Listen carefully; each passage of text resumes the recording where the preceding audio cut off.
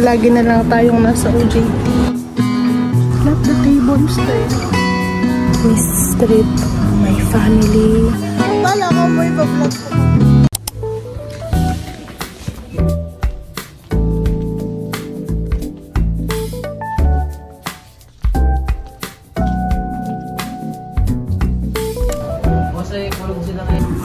Hi. So, bumili ako ng payong. Nandun na sa labas. Pinapatuyo ko na siya kasi sobrang lakas ng ulan kanina pag-uwi ko. And then, hindi na ng medyas. Kasi wala na akong medyas. Headband. Tatlong notebook na notebook ko para ganahan ako mag-aral.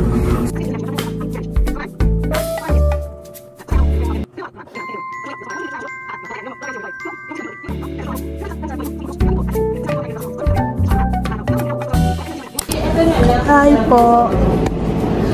First day sa OJT late. Ganun talaga. Ano mo chinachat kita? Wala nga akong messenger. Damo easy. Hi po. Baliktad na. Kasi nga, pag ginanito ko, Ano? matatakpan. Ang galing mo pala yung chinis ka. Pero pag ganito.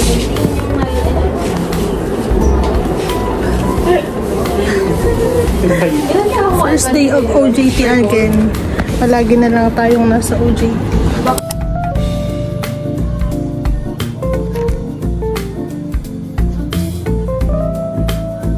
Pala ko mo iba-vlog ko.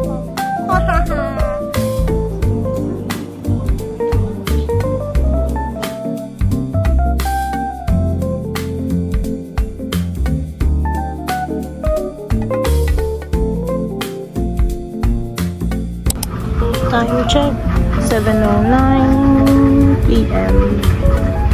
And ngayon ko naisip mag-linis ng kwarto.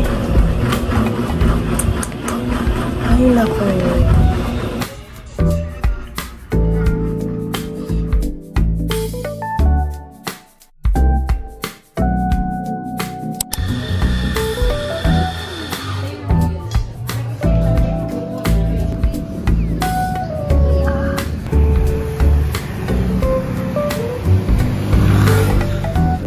Yes, lahat naman tayo may may tamad moments, sleepy moments. And then that happened to me earlier. Kasi, di ba may mga auditing and other subject na minor. Tapos, sobrang antok ako kanina kasi umidlip kasi ako nung after lunch. 2 PM na, auditing na namin. Ayun na, wala na ako sa mood. Like, antok na ako. Tapos, ang tagal ng oras for me. Then, nung after class, bumili ako ng kape, diba? Sa previous clip, nakita nyo. Tapos, ayun, gising na ako ngayon. So, wala. Ang bobo ka lang sa part na hindi ako nagkape ngayong araw. Yan, tuloy, antok na antok. Tumagan ko yung partner ko kasi I can't decide talaga. I need an advice and I need his opinion and thoughts. Kahit at the end of the day ako yung magde-decide, I just need a sport if yung thoughts ko is good or bad ba talaga. Kasi this week is really no joke. This week is super hard, like consistent yung pasok ng stress, ng anxiety, nag-away pa kami, tapos super heartbroken ako because how others mistreat my family, how they belittle us. It really affects me talaga this week and maraming mga nangyari. Basta ang daming nangyari ngayong week and hindi pa tapos yung week. Thursday pa lang. And bukas may OJT ako. Whole day. And sa Saturday and Sunday, meron pa rin akong gagawin. Meron akong exam sa Sunday. Then, hindi ako... Nagdasal lang ako. Pero wala akong sinabi. Alam mo yun, lumuhod ako. And then all the tears na iniwan ko is consistent, continuously na patak lang ng patak, as in sobrang basa na yung sa yung patungan pag nagdadasal. Ayun, ang dami talaga, super bigat ng feelings ko that time.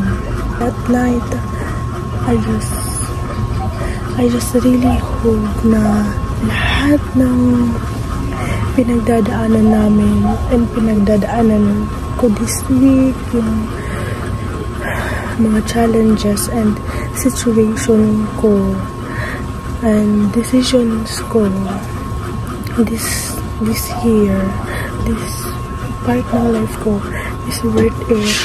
Like, sana super worth it siya. Kasi hindi ko alam talaga. Like, sinurrender ko lang talaga that time, that night. And I just hope na everything will be alright at the end of this, for the rest of the days. And I feel bad na my mom have to deal with this birthday month pa naman niya. It's so frustrating lang, sobra.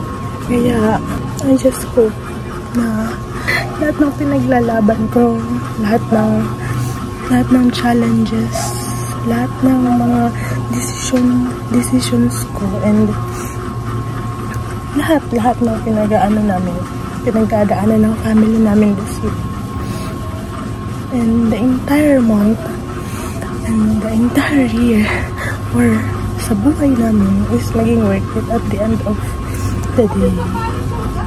Let the tables turn. I hope one day it will happen.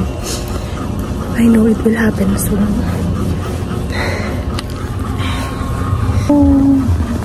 Yung pinakaayaw kong part or phase or era ng isang babae is yung iyak ako ng iyak, emotional, where everything affects me. Ito yung pinakaayaw kong part ng pagiging babae. I'm so weak. I'm so sensitive.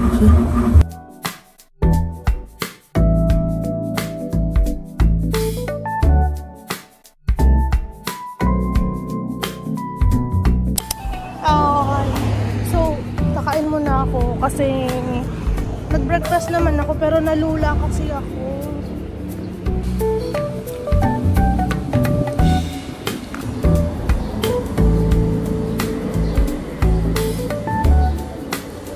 I feel better.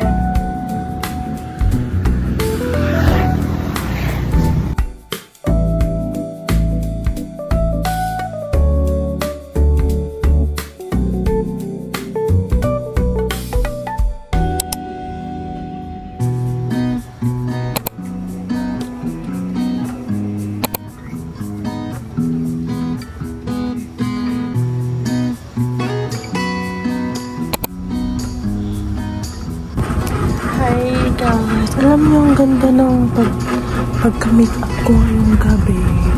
Like, super lang, natural lang. Tapos, sobrang fine na matte. Kasi hindi na ako magpapabilit. Kasi anong oras na matutulog na ako, may exam na ako bukas. Sayang. Not meant for little Miss Sunrock.